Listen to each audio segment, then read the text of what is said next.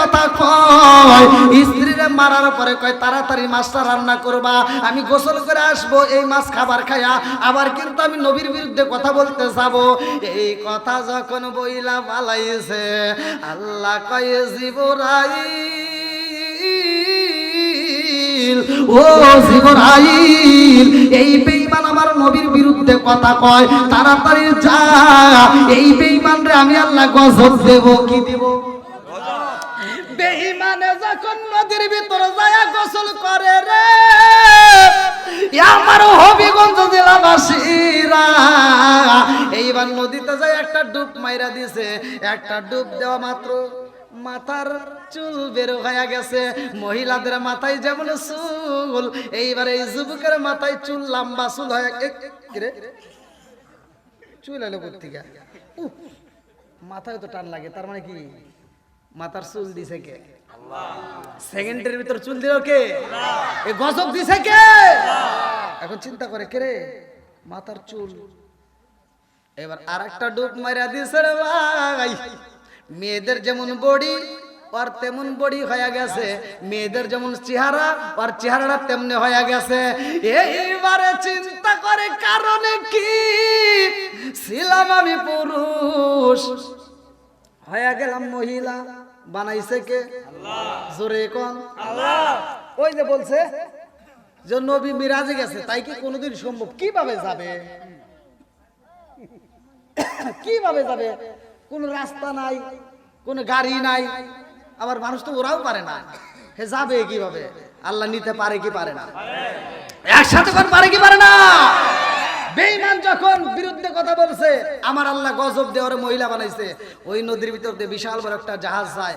এবার জাহাজের মালিক নাবিকদেরকে বলতেছে তাড়াতাড়ি দেখ, ওই নদীর ঘাটে সুন্দরী একটা গোসল করে, ওই সুন্দরীরে বিয়ে করতে চাই। জাহাজের নাবিক কয়, মালিক গো, নদীতে তো প্রচুর স্রোত, এই মুহূর্তে কেমনে যাব?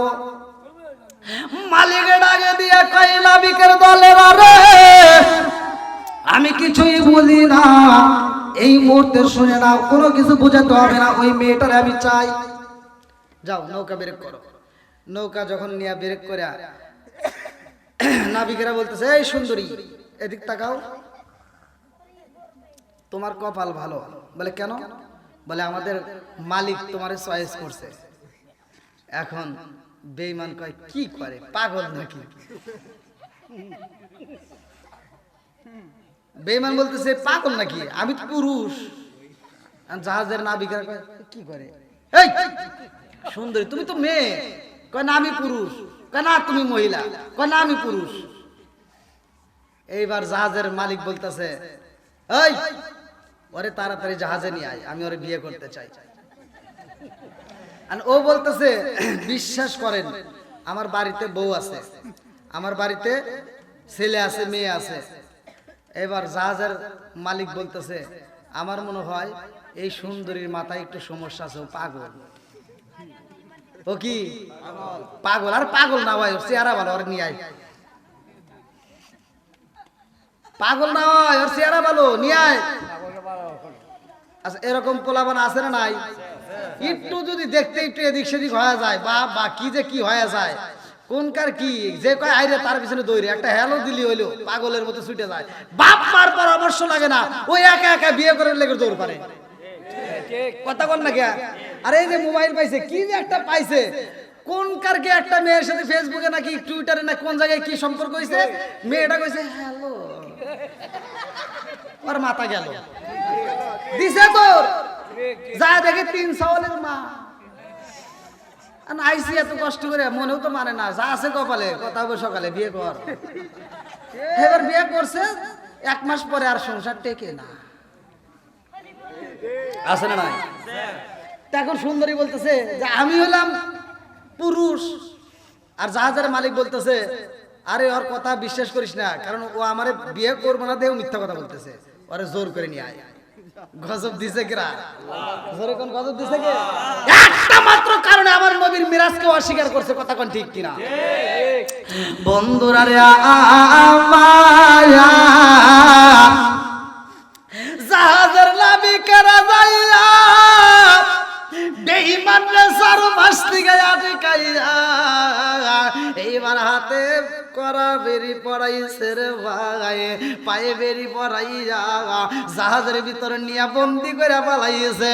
সবাই মিলে বুঝায় ও সুন্দরী তোমার নসিব ভালো গো, আমাদের জাহাজের মালিক তোমার চয়েস করে পালাইছে। বেঈমানে কান্দে আরে কই জগৎবাসীরা রে আমি কেমনে তোমাদেরকে বুঝাই, আমি তো মহিলা না, আমি হইলাম পুরুষ, আমার তো বাচ্চা আছে, আমার তো ঘরে বউ আছে, আমি বাজার করে দিয়ে আসলাম মাত্র, আমারে চাইতে দাও। বলে না না সম্ভব না। রাস্তার ভিতর পরিচিত মানুষ মিলা যায়, ডাক দিয়ে কয় ও ভাই এই দাও, এটা আমাকে নিয়ে যেতেছে জোর করে। যে যার কাছে কয় হে আবার পাগল নাকি রে? আমার নবীরা পাগল কইছে, এইবার সারা পৃথিবীর মানুষের পাগল কয় আল্লাহু আকবার কয়। এইবার পাগলাই কান্দার কয় আমি যাবো কই, আমার মনের কথা বলবো কারে? পরিচিত যারে পাই তার কাছেই কয় এই ভাই দেখেন আমাকে জোর করে নিয়ে যেতেছে। কয় তুমি কে? বলে তুমি না অমুক, আমি তো তোমাকে চিনি। কই পাগল নাকি রে? এ ভাই সবাই কি কয়? সবাই কি কয়? পাগল এখন কান্দে।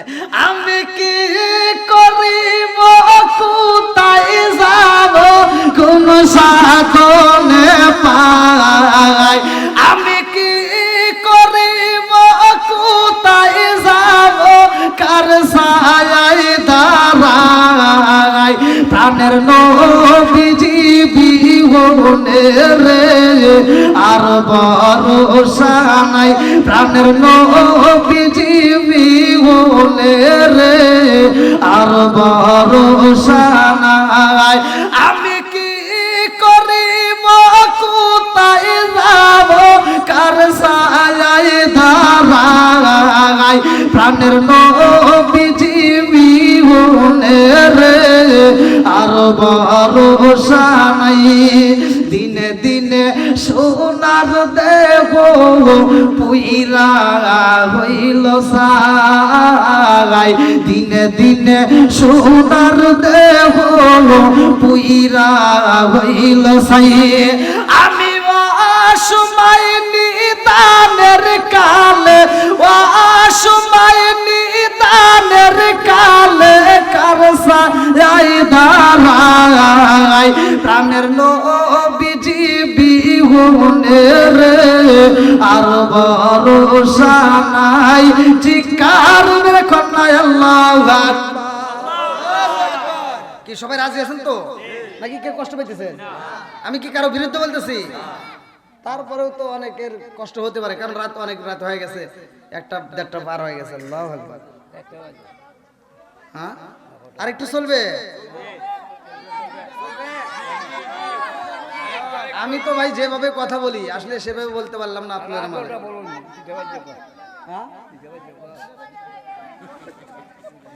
মুরব্বী আমার পক্ষে আজকে, সভাপতি আজকে আমার পক্ষে, অন্য অন্য জায়গায় মুরব্বীরা আমার বিপক্ষে দাঁড়ায়। আমি এক জায়গায় ওয়াজ করছি, বলছি নেশা সম্পর্কে, যুবকদের সম্পর্কে আমি আলোচনা করছিলাম টাঙ্গাইলে। আমি বলছিলাম যে আল্লাহ রাসূল বলছে মুদমিনুল খামার, নেশা সম্পর্কে যদি কোনো ব্যক্তি কাঁচা পেঁয়াজ কাঁচা রসুন খায় মসজিদে ঢোকে, প্রত্যেকটা হুজুররা এই হাদিস আনে কয় না। আল্লাহ রাসূল বলছে যদি কোনো ব্যক্তি কাঁচা পেঁয়াজ কাঁচা রসুন খায় মসজিদে ঢোকে, আল্লাহ রাসূল বলছে অলৌকিক বিজারিয়াতিন, ওর গেটি ধরে মসজিদ থেকে বাই করে দাও। আর তুমি কোন জ্ঞানে বাথরুমে বসে বসে আকিস বিড়ি খাও? এই কথা বললেই তো খারাপ লাগে। আমি এই বিষয়ে ওয়াজ করছি, এক মুরব্বী ওয়াজের শেষে আমার রুমের ভিতর যা করতে, হুজুর আপনার ওয়াজ খুব ভালো হয়েছে, খালি 2টা জায়গায় ভুল গেছে। বললাম কোনে কোনে? কয় একটা হলো বিড়ি সম্পর্কে, আপনি কি বিড়ি খান? বললাম না। কয় তাহলে আপনি এই বিষয়ে জ্ঞান নাই। বললাম তাহলে একটু জ্ঞান দেন। কয় কি হাফ কেজি দুধ খালি যে উপকার, একটা বিড়ি খেলে তার চেয়ে বেশি উপকার। কখন তাহলে ওয়াজ করবো কোনে?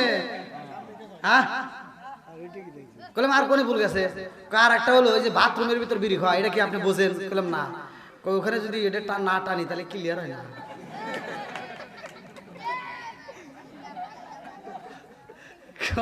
তাহলে ওয়াজ করবো কোনে কোন?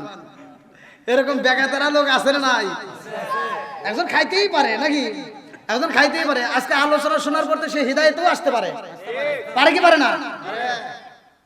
সব হুজুর রস করে ওয়াত্তিনি ওয়াজাইতুন অতুরি সিনিনা ওয়া হাযাল বালাদিল আমি সূরা 3 এর তাফসীর করে আল্লাহ ওয়াত্তিনি ওয়াজাইতুন আল্লাহ কসম খায় বলছে মানুষকে উত্তম শ্রেষ্ঠ দিয়ে বানাইছে। আর ওই স্টেজে আমি লাস্টে উঠে আবার ওয়াজ করি, আল্লাহ বলছে উলাইকা কালানাম, এই মানুষকে আল্লাহ চার পাওলা জানোয়ার সাথে খারাপ করেছে। ঠিক কি বলে নাই? একটা কুত্তার ভিতর দেখেন কি গুণ আছে, একটা কুকুরের ভিতর 10টা গুণ আছে, যদি ওই 10টা গুণ কোনো মানুষের ভিতর যায় সে মানুষটা মানুষ থাকবে না, সে আল্লাহর ওলি হয়ে যাবে। একটা কুত্তা খাওয়ার সময় খায় আর হাগার সময় হাগে, কথা বল না কে? আর তুমি মানুষ হয়ে কোন জ্ঞানে তুমি বাথরুমের ভিতর বসে বসে বিড়ি টানো? লজ্জা করে না? একটা কুকুরের দিকে তাকায় দেখো তো। কি ভাই কষ্ট হইতেছে মনে হয়? এখান থেকে শিক্ষা নেওয়া দরকার। মা বোনরা আবার কবে যে আমার কিচ্ছু পেলো না, মা বোনরা তোমরা শুনে নাও, তোমাদের ভিতরে ভুল আছে। একটা কুকুরের ভিতর তাকায় দেখো, একটা কুত্তা বছরে 7-8টা করে বাচ্চা দেয়, একটা সিজার করা লাগে না, আর তোমার একটা দিলে কয়টা সিজারের লাগে দৌড় পারো? রাগ করেন না, রাগ করেন না, ভালোর জন্য বলতেছি। মা বোনদের সিজার করা লাগবে না, আমি আমল শিখে দিয়ে যাব, কোরআন দিয়ে কথা বলে যাব। মা বোনদের সিজার করা লাগবে না, আমি বলে দিয়ে যাচ্ছি। তোমার পেটের বাচ্চা নিয়া তুমি সংসারে কাজ করবা, শ্বশুর শাশুড়ি খেদমত করবা, স্বামীর খেদমত করবা, 5 ওয়াক্ত নামাজ পড়বা, সকাল সন্ধ্যা কোরআন তেলাওয়াত করবা, শ্বশুর শাশুড়িকে ওযুর পানি তুলে দিবা, তোমার শ্বশুর শাশুড়ি ওযু বানায়া নামাজ পড়ে তোমার জন্য দোয়া করবে। আমি বলে দিলাম তোমার সিজার করা লাগবে না। কথা বল না কে? এই আপনারা কোন তো আপনারা জীবনে দেখছেন আপনাদের মসজিদের হুজুর পানি নিয়ে আইছে, হুজুর একটু পানি করে দেন, কথা কয় না রে? মসজিদের হুজুর কোনদিন হুজুরের বউ আপনাদের কারো কাছে এসে কইছে হাজী সাহেব একটু পানি করে দেন? কেন কয় না? তখন না কে? একটা ডাক্তার দেখবেন শতকরা 95টা ডাক্তারের স্ত্রীদের সিজার নাই, কারণ ওরা নিয়ম মেনে চলে, কথা কোন ঠিক কিনা? আর আমার করে এগুলি খালি সিজারের লেগে দৌড় পারে, এই কথা বলে আবার হুজুর খালি বিরুদ্ধে কথা কয়। আপনারা মনে রাগ করতেছেন? আমার কথা বলে একটু তিতা। আল্লাহ রাসূল বলছে আল হক মুররুন, সত্য কথা তিতা লাগে, কথা কোন ঠিক কিনা? তারপরেও বলতে হবে, সুদ করলে সুদের কথা বললে তো তার আগুন জ্বলবেই, কথা বল না কে? এই আলেম ওলামাদের দাম আছে না নাই? আজকে আমার কথা তিতা লাগতে পারে, আমার বিরোধিতা করতে পারো, মাগার আমারে ছাড়া তোমার চলবে না, তোমার ছাড়া আমার ঠিকই চলবে। তুমি যখন দুনিয়াতে আইছো ডান কানে আজান বাম কানে ইকামত দেওয়ার লাগে হুজুর লাগছে, বিয়ে করার সময় হুজুর লাগছে, মইরা যাবে জানাজার লাগে হুজুর লাগবে, এইজন্য হুজুরের দরকার আছে না নাই? সারা জীবন করলি রে তুই সাইফুল্লাহ রে ঘিনা, মরার পরে কাছে থাকবে একবারও ভাবলি না, এই মোল্লা না তাকিলে তোর মার বিয়া হইল না, এই মোল্লা না তাকিলে তোর মার বিয়া হইল না, এই মোল্লা আরে সারা তোকে কবর দিব না, এই মোল্লা আরে সারা তোকে দাফন দিব না। তোর মা বাবা সেদিন যাইবো এই দুনিয়া ছেড়ে, সেদিন ঠিকই আসতে হবে মোল্লাদের ধারে। তোর মা বাবা যেদিন যাইবো এই দুনিয়া ছেড়ে, সেদিন ঠিকই আসতে হবে মোল্লাদের ধারে। ওরা ফিরকাই বললে মোল্লা চেনে নইলে চেনে না, ওরা বিপদে পড়লে মোল্লা চেনে নইলে চেনে না, এই মোল্লা আরে সারা তোকে কবর দিব না, এই মোল্লা আরে সারা তোকে দাফন দিব না। জোরে জোরে কোন কথা ঠিক কিনা?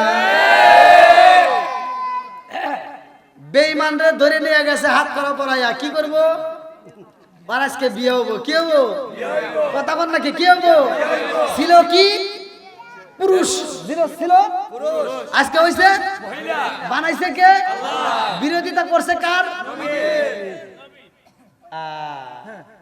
এইটাই তো বিরোধিতা করলো নবীর, শাস্তি দিতেছে কে? আল্লাহ। আজকে মাগার যারা ওলি আল্লাহর বিরোধিতা করতেছো, নবীর বিরোধিতা করতেছো, তোমরা ছাড় পেবা? সময় হলে তোমাদের ওই রকম নাচাবে, কথা কোন ঠিক কিনা? ওই যে ভাইরা অনেক কষ্ট মনে দাঁড়া রয়েছে, ওই ভাইরা অনেকক্ষণ ধরে দাঁড়া রয়েছে, তাদের দাঁড়ানো দেখে আমার কাছে কেমন একটু কষ্টকর, মানে পা তো অবশ্যই লাগিয়ে গেছে, একটু মাঝে মাঝে কিন্তু আমার নড়তে হচ্ছে, আমি চালু করতেছি। তো যাই হোক, তোমার কাছে না খবর কি ব্যবস্থা আছে? তাহলে তারপরে নিয়ে আসেন। হ্যাঁ তো নিয়ে আসেন, টাইনে টেনে নিয়ে আসেন তারপরে। হ্যাঁ নিয়ে আসেন নিয়ে আসেন। আপনার আমাকে এত রাতে তুলে দিয়েছেন আল্লাহ।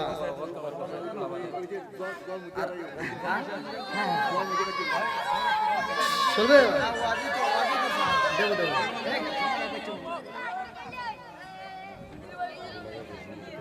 হ্যাঁ আপনারা আইনে রাখেন। আল্লাহ এত রাত্রে এলাকার মানুষ আর শোনে।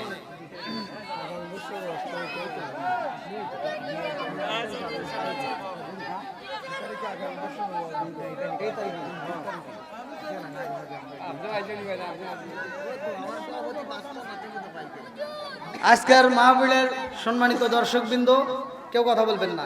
আচ্ছা আমি কি আপনাদের কারো কষ্ট দিয়ে কথা বলছি, কারো বিরুদ্ধে কথা বলছি? আমি যে কথা বলছি ভাই, আপনারা হয়তো কথাগুলো একটু তিতাভাবে বলে ফেলেছি, কিন্তু আপনারা হিসাব করে দেখেন কথাগুলো বাস্তব, কথাগুলো সত্য। আপনি ঘরের ভিতর মিলিয়ে দেখেন। হয়তো আপনাদের কাছে সকালবেলা মা বোনেরা কইবো যে এই হুজুরের কাছে আর জীবনে আনিস না। হ্যাঁ এটা বলবো, আমি জানি ওরা রেগে গেছে, কিন্তু বললে কি হবো? ওই দেখেন যে বসার জন্য কত কষ্ট। আল্লাহু আকবার। হ্যাঁ দেন দেন।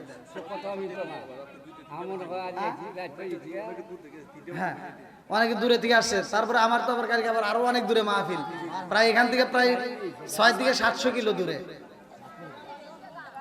আমি মাহফিল নিলে মিস করি না। আজকের মাহফিল এই কমিটি কিন্তু আমাকে একটা বারো ফোন দেয় নাই। আমি যখন আপনাদের হবিগঞ্জে ঢুকছি তখন আমার ফোন দিয়ে ভিডিও কল দেখে কই, আমার তো উত্তর দেওয়ার দরকার ছিল যে আমি বাড়িতে ঘুমিয়ে, কিন্তু তা দিয়ে নেই। তো যাই হোক আলহামদুলিল্লাহ, আমি মাহফিল নিলে আমি মাহফিল মিস করি না। তা আপনাদের পাশেই আল্লামা তাহির হুজুর, নাম শুনছেন, ওনার সাথে আমি অনেকগুলো প্রোগ্রাম করছি এবং ওনার সাথে আরো মাহফিল আছে। তো উনিও মাহফিল মিস করে না। তা আমিও আল্লাহর রহমতে কোনোদিন মাহফিল মিস করি না। আপনাদের এলাকায়, এই এলাকায় নাই, কিন্তু হবিগঞ্জে আরো অনেকগুলো মাহফিল আমার দেওয়া আছে, কিন্তু কোন কোন জায়গায় এটা আমি জানি না। তো যাই হোক আজকের মাহফিলের কমিটির বৃন্দ যারা আছেন, যুব সমাজ নাকি, হ্যাঁ যুব সংঘ, আলহামদুলিল্লাহ এদের কথা আচার ব্যবহার সর্বদিক দিয়ে আমার ভালো লেগেছে।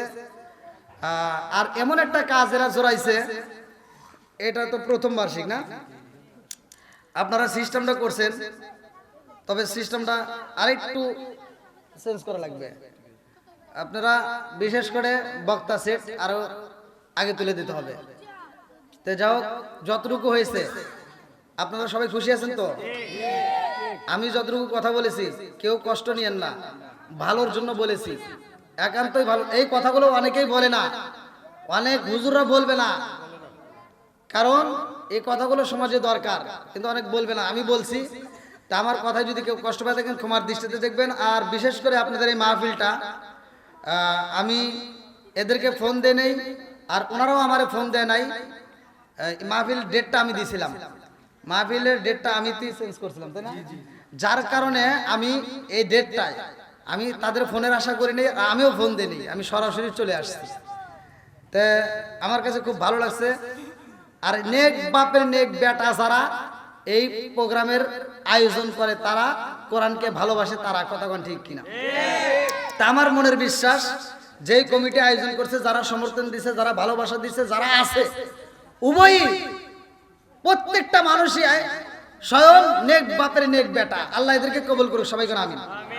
আগামী বছর এই জানুয়ারির 25 তারিখ কি 15 তারিখ, এবছরে 25 সাল, আগামীতে 26 সাল, এই জানুয়ারির 15 তারিখে আগামী বছর আবার মাহফিল হবে। অন্য অন্য আরো ভালো ভালো বক্তা হয়তো ইনশাল্লাহ থাকবে। আপনারা সকলেই সেই মাহফিলে উপস্থিত থাকবেন। আমার থাকাই লাগবে,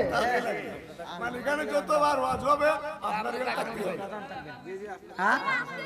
আপনি মাইকের লোক না, ক্যামেরাম্যান, হবিগঞ্জ মিডিয়া।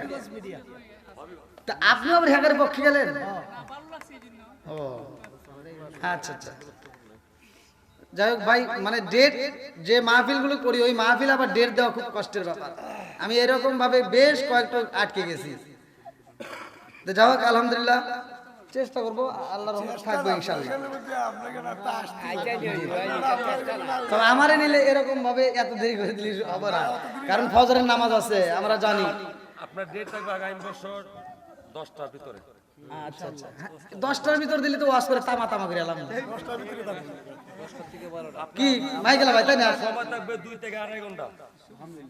2 থেকে আড়াই ঘন্টা কি আপনি 3 ঘন্টায় নামাই দেখুন কিরম পারেন 10টার সময় দিয়ে নাকি কোন তামা তামা করে এলাম একবারে কথা। তো যাই হোক, যতটুকু হয়েছে আল্লাহ তাআলা আজকের মাহফিল কমিটিবৃন্দ সদস্যবৃন্দ এলাকাবাসী উভয়রে কবুল করুক, সবাইকে আমিন। আরেকটু জোরে করে আমিন। আমার বলা বক্তব্য ভাষার ভিতর যদি কেউ কষ্ট পায় থাকেন ক্ষমার দৃষ্টিতে দেখবেন। আর বিশেষ করে রাত বিরাতে চলাচল করি, এক একদিন এক একটা জেলায় প্রোগ্রাম করি, একটা মাহফিল থেকে যাইতে আর একটা মাহফিলে রাত হয়ে যায়। তো এই জন্য আমার জন্য আপনারা খাস করে দোয়া করুন, যদি আল্লাহ হায়াতে বাঁচায় রাখে তাহলে ভাই আবার হয়তো আল্লাহ দেখা করাবে। আর যদি শোনেন ইউটিউবে তো অবশ্যই পাওয়া যায়, কোন বক্তা মরে যায় তার ভিডিও। আর আমার ইউটিউবার কয় এই যে আসছে, আপনারা যেটা দেখছেন 27 মিলিয়ন, ওই যে ওর চ্যানেল। তো ও কয় কি কয়, হুজুর আপনি যেদিন মরে যাবেন তখন আমার আরো বেশি ইনকাম, মানে খালি কম লাস্ট ওয়াজ, খালি কম লাস্ট ওয়াজ। তাহলে দেখেন কি বুদ্ধি ভাই করছে। তো যাই হোক, অনেকে মরার চিন্তাও করেছে, মরলে আরো ইনকাম হবে। তো যাই হোক, আল্লাহ হায়াতে বাঁচা রাখলে দেখা হবে। আর যদি সরেন যে আল্লাহ নিয়ে গেছে, আর কিছু হোক বা না হোক আমার জন্য একটু দোয়া করেন আপনারা। আর আমি যেমন আপনাদের মাঝে বক্তা হয়ে আলোচনা করলাম, আমি দোয়া করি এই মানুষদের সাথে আল্লাহ তাআলা যেন আখিরাতের ময়দানে একই সাথে একই কাতারে দাঁড় করায়, সবাই করে আমিন। তো যাই হোক, আমরা আজকের মাহফিলে কমিটিবৃন্দকে ধন্যবাদ জানাই, যারা সময় দিয়েছেন দূর দূরান্ত থেকে, সবাইকে ধন্যবাদ দিয়ে আজকের মাহফিলে আমরা দয়াল নবী মায়ার নবীকে দাঁড়িয়ে সালাম জানাই। সকলে বলি ইয়া নবী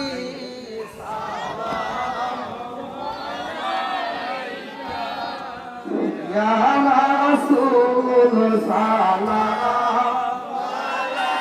আলাইকা, ইয়া হাবিব সালাম আলাইকা, সালাওয়াতুল্লাহ